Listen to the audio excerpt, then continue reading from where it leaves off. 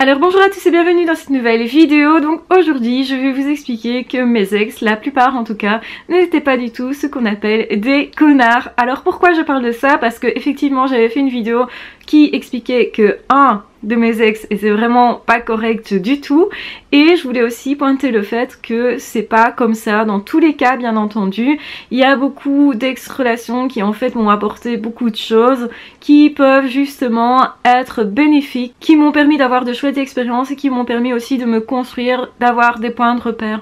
Parce que être en couple, c'est pas du jour au lendemain que ça se fait nécessairement. On peut avoir effectivement plusieurs histoires dans une vie. Ça veut pas dire que nécessairement parce que ça se termine c'était négatif, que d'office c'était pas terrible ou que la personne n'était pas quelqu'un de bien. Donc il y a parfois des personnes qui ne nous correspondent pas suffisamment parce qu'on se rend compte qu'on est trop différents tout simplement, ou parce que simplement moi j'attendais de la relation autre chose ou de la personne autre chose. Il m'est arrivé par exemple d'avoir quelqu'un qui justement masquait tellement fort ses émotions, ses sentiments, moi qui suis très fortement dans les sentiments, dans ma vie personnelle en tout cas, peut-être que ça se voit pas trop en vidéo, mais en réalité je suis quelqu'un de plutôt très sensible et qui est plutôt un petit peu sous forme aussi de montagne russe, donc je peux avoir comme ça des emballements au niveau affectif, au niveau sentimental, mais aussi au niveau de mes activités, etc.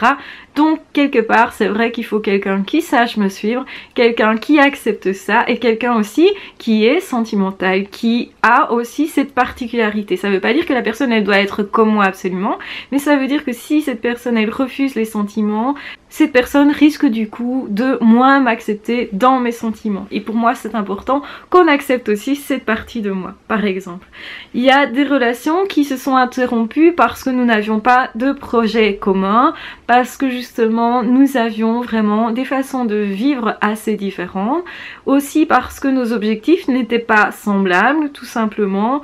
J'ai eu une relation notamment quand j'étais plus jeune où moi ma priorité était de terminer mes études, j'étais vraiment concentrée là-dessus, donc j'étais assez sérieuse au final, je sortais quand même, je m'éclatais quand même, faut dire ce qui est, mais apparemment moins que cette personne. Et d'ailleurs cette personne a arrêté ses études et moi c'était pas du tout ce que je voulais faire, il m'encourageait dans ce sens là, donc c'est pas du tout quelque chose que j'ai apprécié dans le sens où ça me correspondait pas. Donc c'était pas nécessairement une personne mauvaise, négative, etc. mais simplement nos chemins n'allaient pas dans le même sens. J'ai aussi une relation qui s'est terminée parce que nous nous sommes rendus compte qu'on était plus amis que vraiment amants et qu'au fond il nous manquait quelque chose d'essentiel qui était justement la petite flamme, et au final on s'entendait très bien. D'ailleurs c'est une histoire qui a un petit peu duré, mais à un moment donné on s'est rendu compte qu'en fait on voulait pas du tout vivre au même endroit en plus, donc du coup bah forcément la relation s'est terminée comme ça. Donc en réalité la plupart de mes ex sont de bonnes personnes, sont des personnes avec qui j'ai partagé de chouettes moments, parfois de chouettes voyages, parfois de chouettes expériences, parfois beaucoup d'humour aussi et beaucoup d'amour pour certains, parfois beaucoup moins, c'était peut-être autre chose que de l'amour aussi pour certains, mais voilà, on fait tous nos expériences, ça veut pas dire qu'elles sont négatives.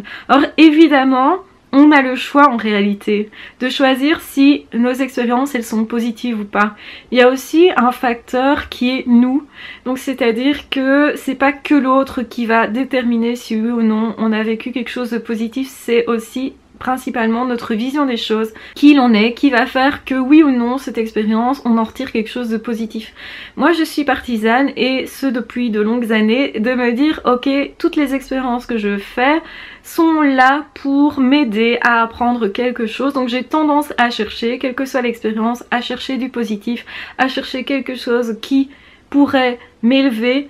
En tout cas, je cherche constamment, même dans les épreuves difficiles, je dirais surtout dans ce qui est difficile, quelque chose qui va m'aider à avancer Et je pense que plus on fait d'expériences et plus on a de chances de vivre de chouettes choses.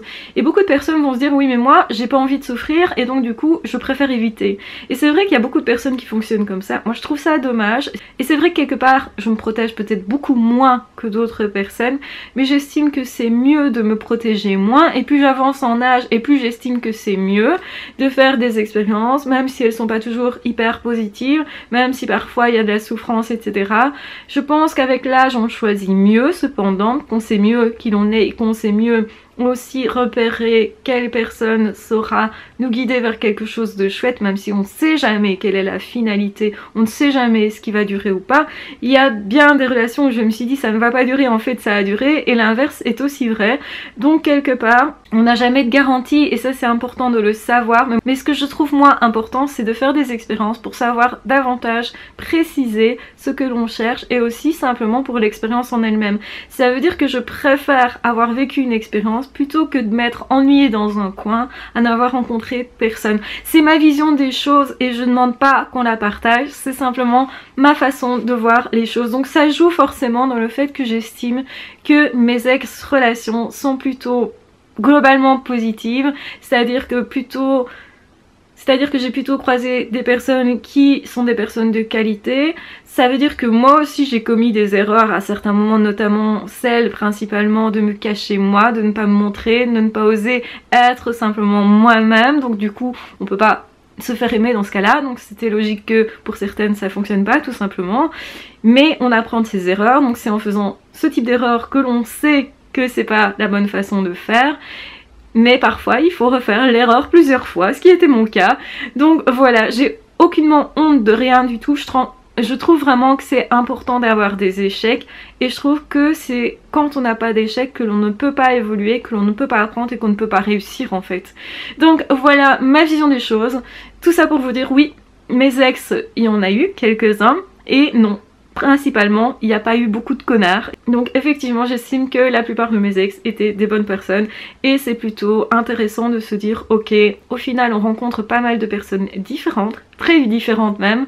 Et au final, ces personnes-là peuvent nous apporter des choses très différentes. Si nous-mêmes aussi, nous savons nous positionner de façon à accueillir ce qui est beau dans la relation et ce qui est beau dans l'interaction. Parce qu'au fond, on interagit à partir de qui l'on est aussi. Donc c'est important que vous soyez bien avec vous-même, je ne vous le répéterai jamais assez. Soyez bien avec vous pour pouvoir accueillir l'autre et pour pouvoir faire de bons choix justement. C'est-à-dire pour pouvoir faire des expériences qui soient plutôt positives, même si elles s'arrêtent à un moment ou à un autre. Ce qui est important, c'est vraiment d'évoluer, d'avancer au final, d'être heureux. Et c'est mon cas, je suis heureuse. Donc tout simplement, je vous remercie de suivre cette vidéo et cette chaîne. N'hésitez pas à vous abonner si ce n'est pas déjà fait. N'hésitez pas aussi à commenter cette vidéo. Vous pouvez aussi la partager si vous pensez qu'elle peut être utile à quelqu'un. Et de toute façon, on se retrouve très vite dans d'autres vidéos ou dans d'autres podcasts. Ah, ciao, bye bye!